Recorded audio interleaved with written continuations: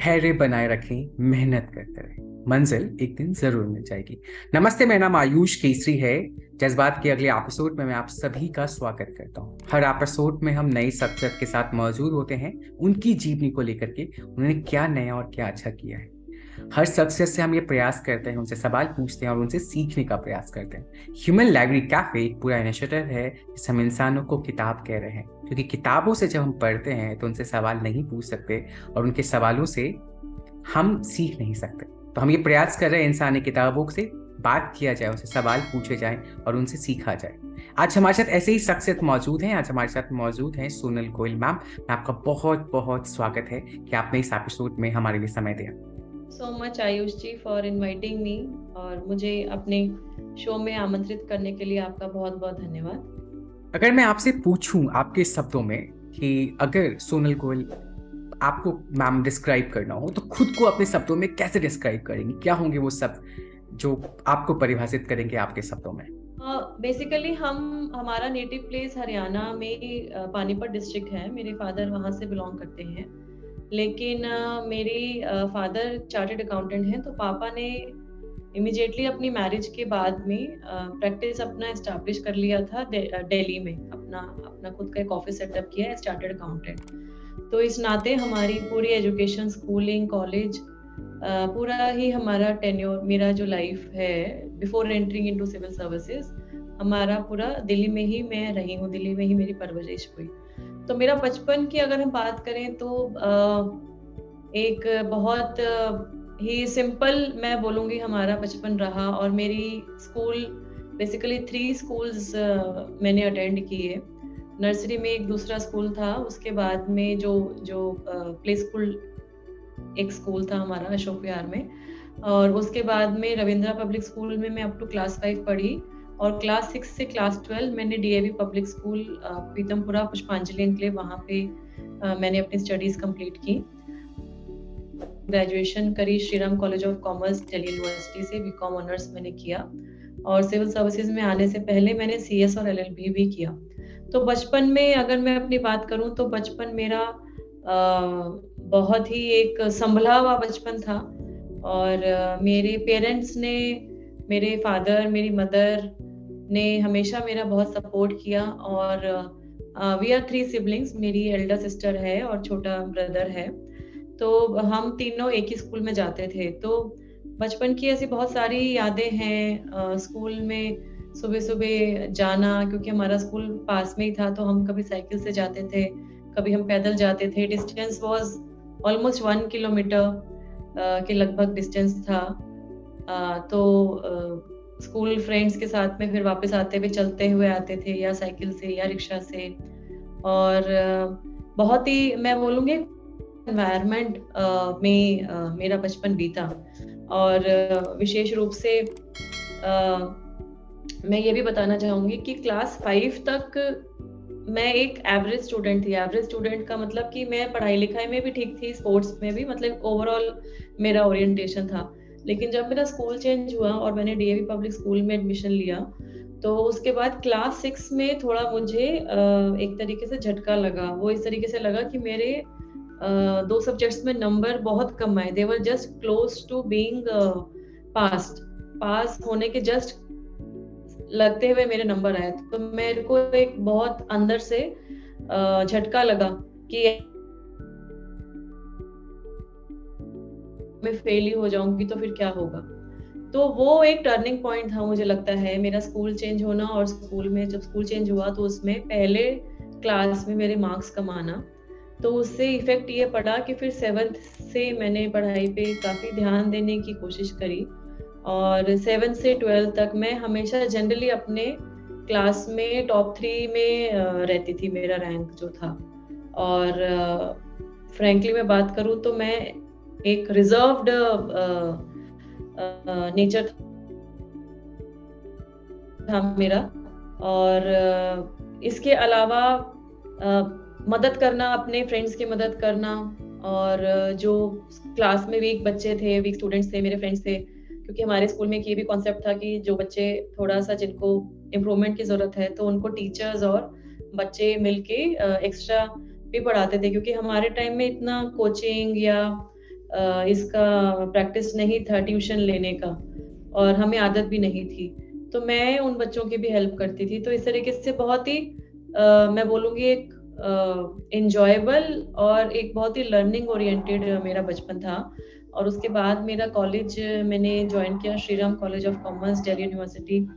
मैं अपने स्कूल से पहली स्टूडेंट बनी जिसने Shri Ram college of commerce में एडमिशन लिया। कॉमर्स के लिए वो एशिया में अमंग्स द टॉप इंस्टीट्यूट्स में माना जाता है, तो बहुत ही प्राइड फीलिंग थी। और in fact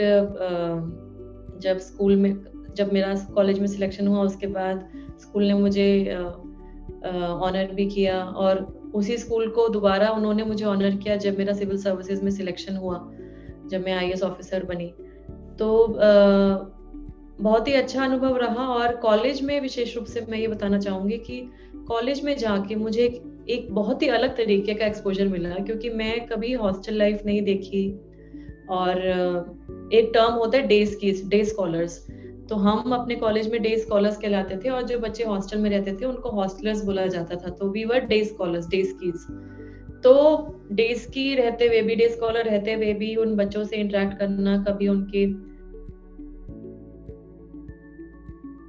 different areas, different state से स्टूडेंट्स आते हैं श्रीराम दिल्ली यूनिवर्सिटी में पढ़ने के लिए, तो उनके बैकग्राउंड, उनका रहन सहन, उनका कल्चर, उनकी लैंग्वेज, इन सब से इंटरेक्ट करना। और सबसे इम्पोर्टेंट था कि कॉलेज में आके मेरी पर्सनालिटी में मैंने चेंज लाना शुरू किया।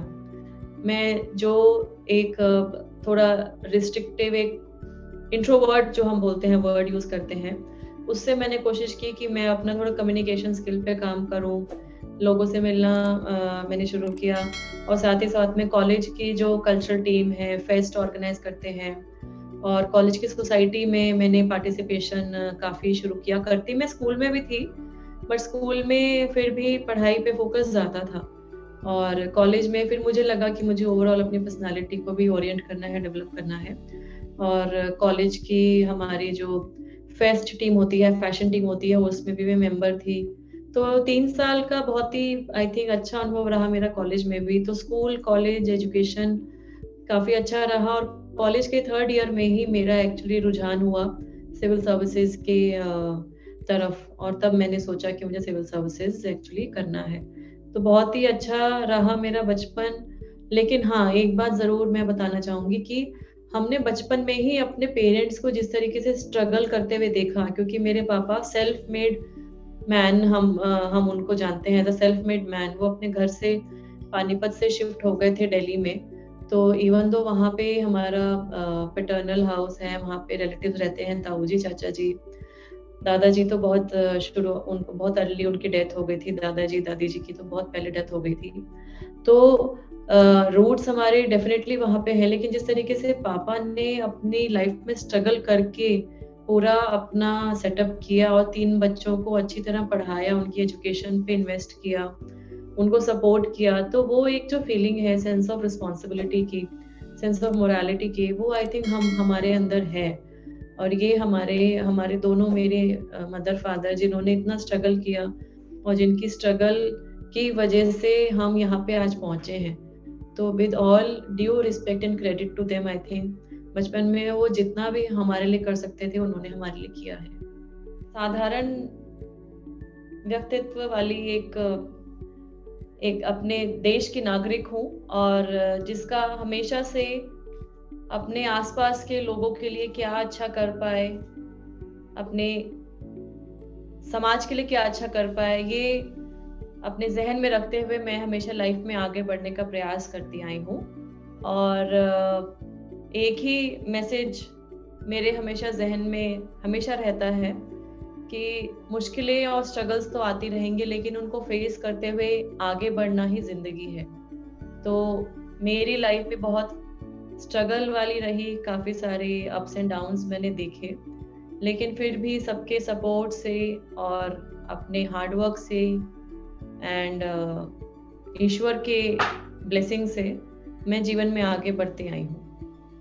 मैम, अभी आपने कहा कि आप हरियाणा से आती हैं, आपके पिताजी हरियाणा छोड़ करके दिल्ली आए, वहीं पर उन्होंने जीरो से शुरुआत की, वो सेल्फ मेड मैन है, और उन्होंने फिर आपकी एजुकेशन में आप लोगों की पढ़ाई के लिए ध्यान दिया।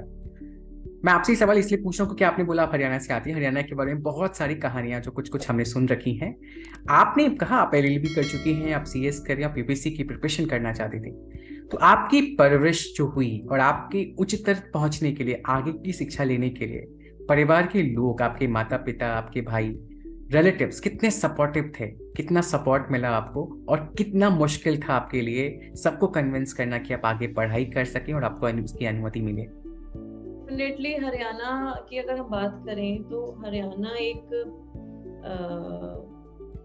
पेट्रियार्कल माइंडसेट सोसाइटी के लिए जाना गया है काफी सालों से, अभी से ही नहीं काफी सालों से, कि वहाँ पे मेल की डोमिनेंस है as in contrast to some of the states in our country. कुछ राज्य ऐसे भी हैं जहाँ पे फीमेल फोरफ्रंट पे हैं, जहाँ पे महिला ऑलरेडी सशक्त है। लेकिन हरियाणा में क्या है कि अब तो बहुत पॉजिटिव चेंजेस आ रहे हैं, लेकिन मैं बात कर रही हूँ जैसे मेरा बर्थ 82 का है और मैं जब कॉलेज में लगभग मेरा 2000 में मेरा कॉलेज में एडमिशन हुआ, 2000 आज से लगभग 22 साल पहले की बात है।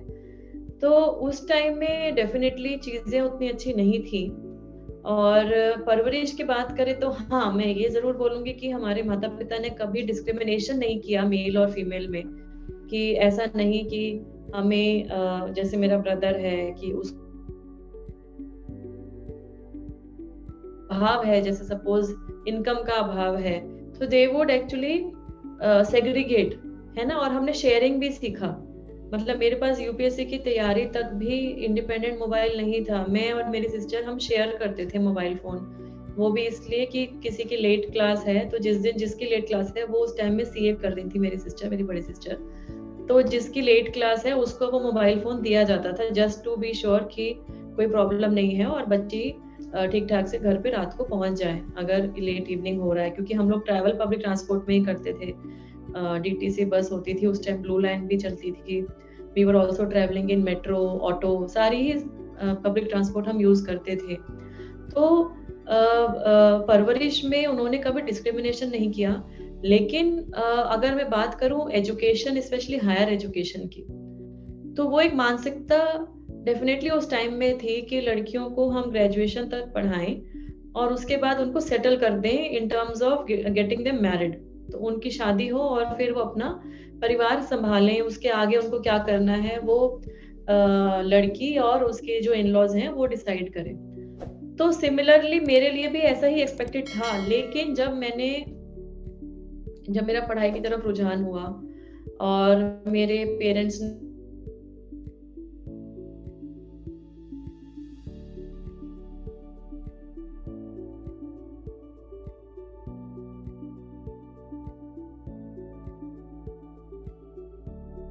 ने देखा कि ना एफर्ट दे रही हूँ। जब मैंने सिविल सर्विस को जब मैंने अपने तो स्पेशली मेरे फादर को, तो हमने ये सोचा हुआ था तब तक कि मैं प्राइवेट सेक्टर में जॉब करूंगी या मैं प्राइवेट सेक्टर में ही कुछ करूंगी, अपना कोई कंसल्टेंसी एज कंपनी सेक्रेटरी मैं कोई फर्म ओपन करूंगी। तो लेकिन जब ये बात आई तो ऐसे हुआ कि this would be a total change from the existing career path जो हमने सोचा था। दूसरा ये था कि सिविल सर्विसेज की तैयारी बहुत टफ है, सिलेक्शन होगा नहीं होगा, कई लाख बच्चे प्रीलिम्स का फॉर्म भरते हैं and selection is in few hundred. तो ये सब दिमाग में आया और इवन आफ्टर सिलेक्शन क्या रैंक आएगी, क्या कार्डर मिलेगा, कि कार्डर मिलने के बाद में how will one settle the family life, specially being a female. तो इनिशियली 4-5 महीने तो माने नहीं, उन्होंने कहा कि नहीं आप जो अभी कर रहे हैं वही करना है। तो बट फिर मैं भी अड़ी रही और वो कांस्टेंट डायलॉग होता रहा। और फिर मेरे फादर ने फाइनली बोला अच्छा ठीक है अगर आपको करना है तो, क्योंकि ये एग्जाम बहुत टफ है और सिलेक्शन शॉर्ट नहीं होता, तो मैं ये बिल्कुल भी नहीं चाहूंगा कि आपने अब तक जो पढ़ाई करी उसके बाद में अगर आप 2 से 3 साल इन्वेस्ट कर रहे हो तो आपको फिर ये दुख लगे कि बाद में अब मैं क्या करूं, मुझे समझ नहीं आ रहा। तो आपकी लाइफ में प्लान भी होना चाहिए, ये मेरे पापा ने सजेस्ट किया। तो मैंने उनकी एडवाइस मानी। तो मैंने फिर ग्रेजुएशन अपना मेरा 2003 में कंप्लीट हुआ और 2004 में मेरा सीएस कंप्लीट हुआ, जून 2004 में मेरा सीएस कंप्लीट हुआ।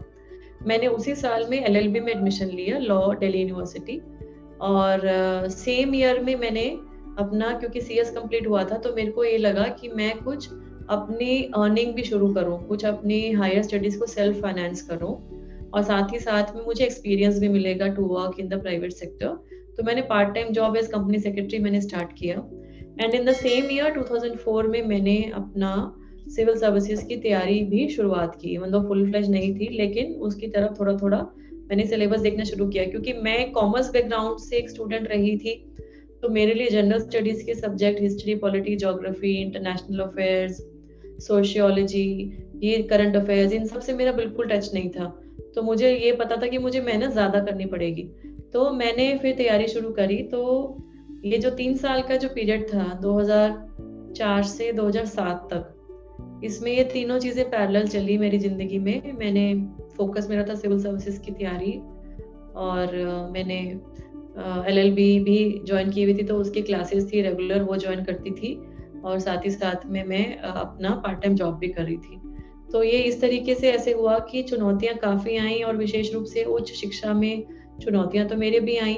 और जब रिलेटिव्स आते थे घर पे, तो वो इनडायरेक्ट एक होता है ना टॉन्ट, क्योंकि मैं क्या है कि I was very selfish about my time. जो हम आज टर्म सुनते हैं पिछले 2 साल से, क्वारंटीन, तो मुझे लगता है कि मैं सेल्फ क्वारंटीन में थी। किसी ने मुझे कहा नहीं था क्योंकि, लेकिन मैंने ये लक्ष्य अपने आप को दिया था।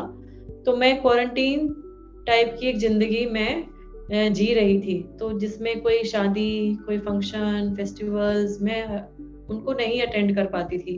कजन्स की वेडिंग हुई, मैं नहीं जा पाती थी। घर में भी कोई रिलेटिव्स आए तो मैं नहीं मिल पा रही थी। तो ये टॉन्ट्स भी आते थे एक्चुअली मुझे भी, कि ये पता नहीं इतना पढ़ के क्या करेंगी, या मेरे पेरेंट्स को भी बोलते थे कि ये अपने बच्चों को इतना पढ़ा के क्या करेंगे, ग्रेजुएशन हो गई लड़कियों की, तो ग्रेजुएशन हो गई यही बहुत है, इनकी शादी कर देनी चाहिए, क्यों इतना बिठा रखा है घर में, क्यों नहीं कर रहे हैं। तो इस तरीके से टॉन्ट्स आते थे, लेकिन मेरे फादर यही जवाब देते थे कि एजुकेशन सबका राइट है, और कोई इंडिविजुअल अगर पढ़ना चाहता है तो उसे रोकना बिल्कुल भी नहीं चाहिए, more so if she is a female. Specially females की एजुकेशन के लिए मेरे फादर हमेशा से एनकरेज करते आए हैं। तो पापा जब ये बोलते थे, जब मम्मी सपोर्ट करती थी, तो ये एक एडेड रिस्पॉन्सिबिलिटी हमारे ऊपर हो जाती थी कि जब हमारे माता पिता हमारी हर सिचुएशन में हमारे साथ खड़े हैं और हमारी लड़ाई में हमारा साथ दे रहे हैं, तो हमारी भी मॉरल जिम्मेवारी है कि हम उनको गर्व महसूस कराएं और उनका मान सम्मान बढ़ाएं। तो I think that was also one moral responsibility on all 3 of us. और हम तीनों ने ही कोशिश की है, हम तीनों भाई बहनों ने कोशिश की है कि हम जिस भी तरीके से हो, हम अपने पेरेंट्स का मान सम्मान हम बढ़ाते आए। 2006 में जब पहली अटेम्प्ट दिया आपने, पहली अटेम्प्ट पे आपने प्रीलिम्स पे क्वालिफाई कर लिया, आप मेंस तक पहुंचे, मेंस में भी आपने अच्छे नंबर स्कोर किए, बस 5-6 नंबर से आपका इंटरव्यू में कॉल नहीं आया। जब आपको कॉल नहीं आया तो कैसा महसूस कर रहे थे आप? आपने उस स्ट्रेस और प्रेशर को कैसे हैंडल किया? और मैं ये और जानना चाहता हूँ कि आपने खुद को कन्विंस कैसे किया दोबारा से फिर से प्रिपरेशंस करने के लिए, प्रोत्साहित कैसे किया कि आपको एक और अटेम्प्ट देना चाहिए? क्योंकि आपके ऊपर, आपके परिवार के ऊपर, रिश्तेदारों का और लोगों का बहुत प्रेशर था। वो चाहते थे कि आप शादी कर लें, आगे ये पढ़ाई ना करें, और अभी आपके पास रिजल्ट भी नहीं था। तो उस समय कितना मुश्किल भरा था और आपने कैसे बाहर आए उससे, और खुद को कैसे कन्विंस किया कि आप आगे बढ़ सकते हैं? यस, डेफिनेटली वो बहुत ही टफ टाइम था मेरा, क्योंकि मैंने रिसेंट काफी सालों में फेलियर फेस नहीं किया था। मतलब फ्रैंकली मेरा जो रूम था, स्टडी रूम था मेरा, एक्चुअली फर्स्ट फ्लोर पे रूम अलग से मेरे पापा ने एक पूरा सेटअप क्रिएट किया था। तो मैंने अपने रूम्स में बहुत सारे टारगेट लगाए हुए थे। तो उन टारगेट में मेरा जो टारगेट था, वो टारगेट यही था कि मुझे फर्स्ट अटेम्प्ट में क्लियर करना है, और मुझे जो टॉप 5 सर्विसेज हैं उसमें सिलेक्ट होना है। आगे मैं इम्प्रूवमेंट के लिए दूंगी नहीं दूंगी वो अलग बात है। लेकिन तो जब ये मेरा इंटरव्यू में कॉल ही नहीं आया, मतलब मेंस में मैंने क्लियर नहीं कर पाई रिटर्न में, तो I was very much dejected, demotivated. समझ नहीं आया एक्चुअली कि क्या करूंगी, कैसे करूंगी। आई वॉज टोटली लो, है ना। तो फिर लेकिन क्या हुआ कि आई थिंक थोड़ा बहुत ब्रेक लिया मैंने कुछ दिनों का, कि कुछ भी नहीं सोचना है, थोड़ा सा अपने आप को, क्योंकि लॉ भी चल रहा था और मेरी जॉब भी चल रही थी, तो मैंने ऑफिस भी गई मैं बीच में, और लॉ की क्लासेस भी मैं अटेंड कर रही थी। तो फिर सडनली मतलब मेरे को अपने आप से फिर यही आया कि एक बार में तो होता ही बहुत कम का है। फिर मैंने अपने आप को सोलेस करने के लिए एक जो दूसरी थियोरी से समझाना शुरू किया कि फर्स्ट अटेम्प्ट में तो होता ही बहुत कम का है। और जिन भी लोगों से मिली मैं, तो उन्होंने यही बोला, अरे फर्स्ट अटेम्प्ट में भी आपने मेंस तक गए, यही बहुत बड़ी बात है। और आप फिर जब मेरी मार्कशीट आई मेंस की, जब मार्कशीट आई, तो ये मार्कशीट देख के भी मुझे थोड़ा सा सुकून ये मिला कि जो जनरल कैंडिडेट के लिए जो कट ऑफ था, उससे कुछ ही नंबर मेरे कम थे। Hardly I think I was out of 5 marks for getting the interview call. हालांकि यूपीएससी जैसे एग्जाम में 5 नंबर का काफी ज्यादा महत्व है, बट फिर भी मुझे ये लगा कि मैं अगर फर्स्ट अटेम्प्ट में यहाँ तक पहुंच सकती हूँ, तो डेफिनेटली थोड़ी और मेहनत करके मैं अपनी जो कमियां हैं, एक चीज और मैं यहाँ बताना चाहूंगी कि मुझे अपनी कमियां भी पता लगी कि मेरे मेंस में नंबर क्यों कम आए। मेरे बेसिकली जीएस में मार्क्स कम आए थे, और जीएस में इसीलिए मार्क्स कम आए थे क्योंकि मेरा थोड़ा पकड़ उन सब्जेक्ट्स पे नहीं बन पाया था, because I have been a commerce student. तो history, polity, geography, sociology, international affairs, current affairs, तो मुझे ये समझ में आ गया कि मुझे मेहनत कहाँ करनी है टू इम्प्रूव माई स्कोर। तो मैंने फिर अपना अपना लक्ष्य यही बनाया कि सेकेंड अटेम्प्ट मेरा फाइनल अटेम्प्ट होगा। फ्रैंकली मैंने अपने माइंड में ये सोच लिया था कि सेकेंड अटेम्प्ट मेरा फाइनल अटेम्प्ट होगा। अगर ये हुआ तो अच्छी बात है, अगर नहीं हुआ तो मेरा जो प्लान भी है मैं उसके ऊपर काम करना शुरू करूंगी अपना, क्योंकि मेरा एलएलबी भी कंप्लीट हो जाता बाय माय सेकेंड अटेम्प्ट। तो मुझे यही था कि फिर मैं प्राइवेट सेक्टर की जॉब या अपना जो भी करना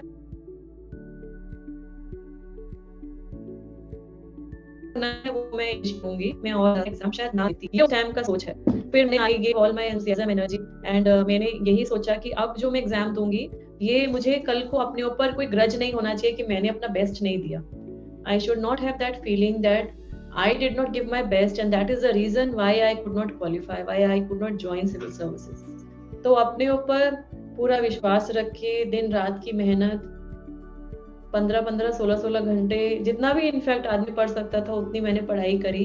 and with support of my parents, मेरे फादर भी रात रात तक, क्योंकि मैं रात को पढ़ती थी, actually my study cycle was कि मैं रात को पूरी रात पढ़ती थी और मैं सुबह 7 बजे सोती थी और फिर मैं 12-1 बजे फिर सोती थी और नहा धो के 2 बजे से मेरी दोबारा पढ़ाई मैं स्टार्ट करती थी।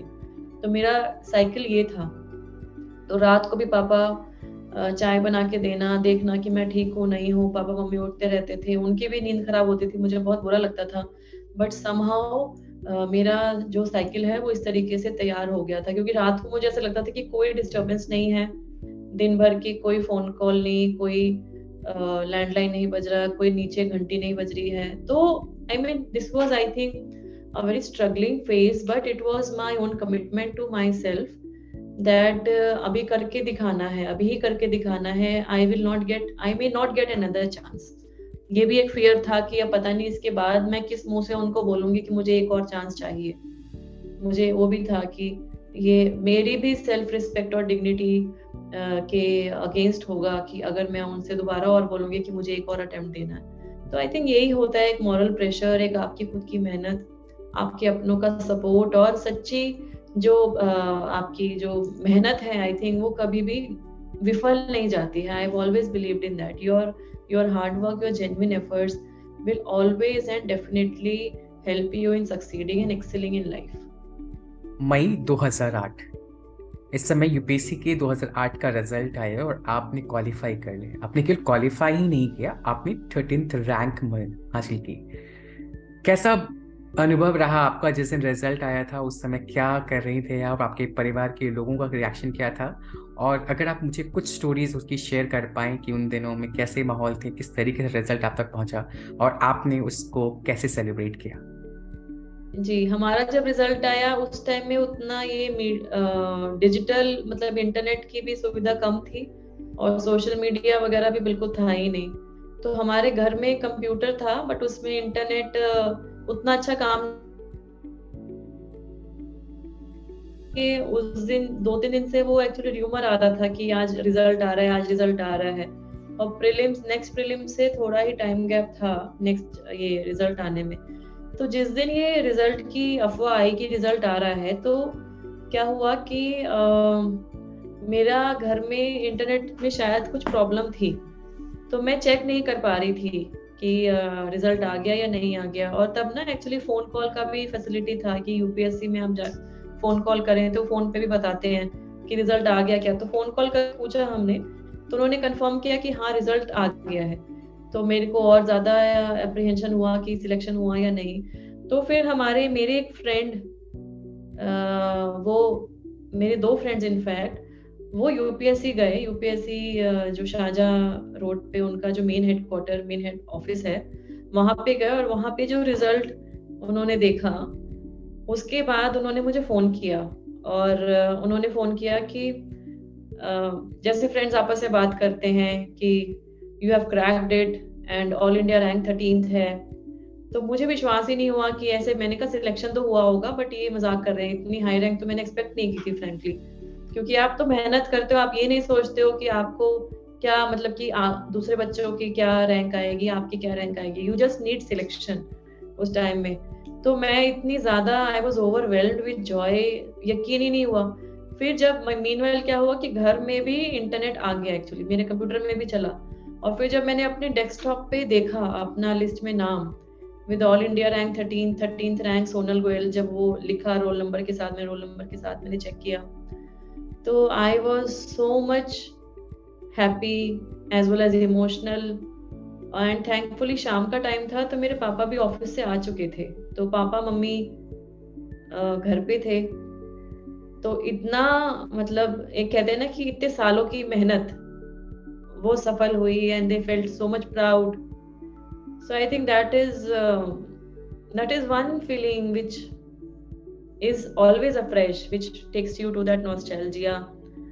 और फिर क्या है कि you become somewhat a star, a mini star, but you still become a star. तो कुछ टीवी चैनल वाले और मैगजीन वाले, वो अगले 2-3 दिन में बेसिकली यू आर ऑक्यूपाइड।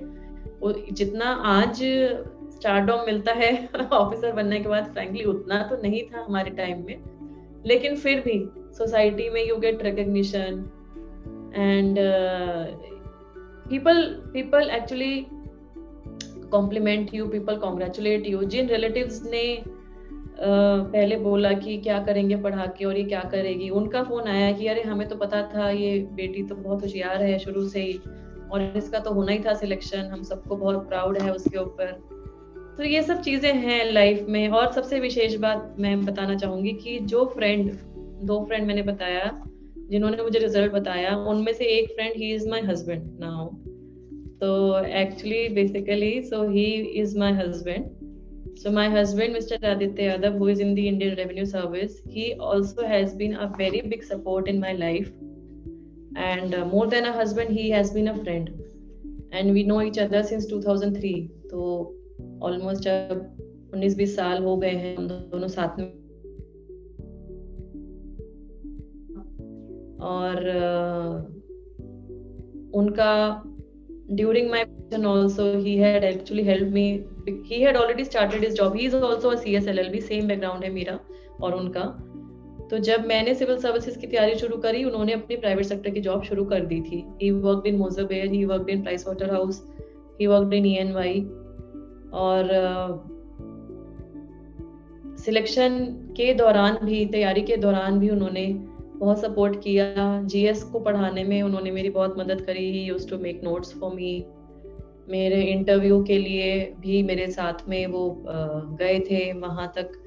तो ये है कि basically in your life you have some special people who will always be with you. और मुझे लगता है कि उनको हमेशा हमें साथ में भी रखना चाहिए. This is what I feel, that you may grow up to any extent. आप जितने भी बड़े हो जाओ, लेकिन कुछ आपकी जिंदगी में ऐसे लोग होंगे जो हमेशा आपके साथ हैं. It is not the materialistic world, it is the your own world. इस पूरी दुनिया में आपका एक छोटा सा यूनिट, एक छोटा सा संसार, जो हर प्रॉब्लम में, हर खुशी में और हर तकलीफ में आपके साथ है. उनको साथ रखना आई थिंक बहुत ज्यादा जरूरी है. सितंबर 2008 आप पहली बार लफसाना पहुंची, और लफसाना पहली बार आपको वहां पे हॉस्टल मिलता है. आपने अब तक पढ़ाई की दौरान में आप कभी हॉस्टल में नहीं रहे, तो कैसा एक्सपीरियंस रहा हॉस्टल में रहने का, लफसाना में रहने का, किन लोगों से मुलाकात हुई?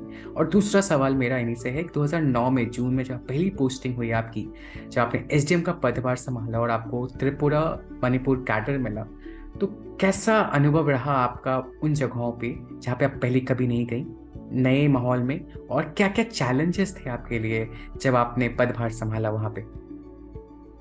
वासना मेरा फर्स्ट हॉस्टल था, Lal Bahadur Shastri national academy of administration Mussoorie में जाना बहुत ही अच्छा अनुभव था।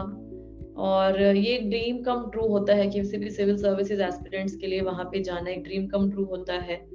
और जब मैं वहाँ गई, मेरे पेरेंट्स गए थे साथ में, मेरी मम्मी पापा गए थे मुझे वहाँ पे ड्रॉप करने के लिए, ट्रेनिंग ज्वाइन कराने के लिए।